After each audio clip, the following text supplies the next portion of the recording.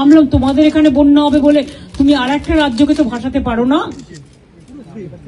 আমাদের না জানিয়ে সকালে প্রায় ৮০-৯০ হাজার কিউসেক ওয়াটার ছেড়ে দিয়েছে, ফলে একেতে ৩-৪ দিন কন্টিনিউয়াস বৃষ্টি।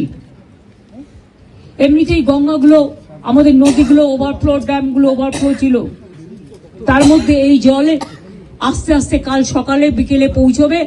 আমি সবাইকে বলবো সতর্কতা অবলম্বন করে দূরে দূরে রিলিফ সেন্টারে প্লিজ দয়া করে যান, এবং আপনাদের থ্রুতে বিডিও থেকে শুরু করে আইসি থেকে শুরু করে DM, SP, additional DM, additional SP, SDO যারাই আছেন সবাইকে বলবো যে ইমিডিয়েট দেখে নাও, কারণ কালকে কিন্তু অনেক জল ঢুকবে।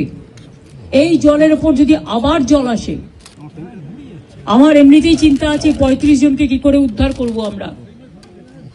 আর এখন রাত হয়ে গেছে, জলের কারেন্ট এতটাই, কেউ যে উদ্ধার করতে যাবে তার উপায় নেই, কারণ যে উদ্ধার করতে যাবে সে বোটও তলিয়ে চলে যাবে, এমন অবস্থা। তো ওখানে আমরা এনডিআরএফ টিম পাঠাচ্ছি সকালে, এবং এসডিআরএফ টিমটাও আমরা পাঠাচ্ছি সাউথ ২৪ পরগনায়। সুতরাং আমরা প্রত্যেকে অ্যালার্ট আছি। বিভিন্ন জেলার নেতৃবৃন্দের সাথেও আমার কথা হয়েছে।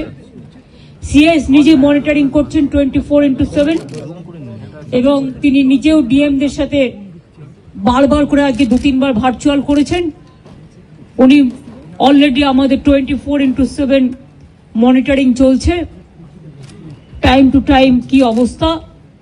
এবং মানুষকে আবার আবেদন করছি, প্লিজ দয়া করে জল আর আগুন এই দুটো জিনিস নিয়ে আমাদের মনে রাখতে হবে যে কোনো মুহূর্তে জল ঢুকে যেতে পারে।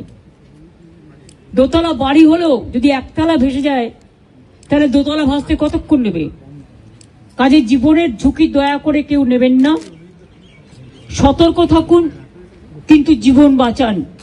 একটা প্রাণের দাম অনেক বেশি, এটা আপনাদের মাধ্যমে অনুরোধ করব।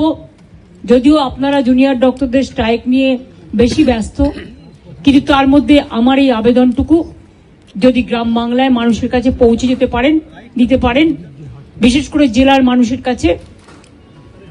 কারণ কলকাতায় যদি এই অবস্থা হয় গঙ্গার, তাও তো হাই টাইড আজকে ছিল না, আমি দেখছি এখন জোয়ার আছে, জলের স্রোতের টান খুব বেশি আছে।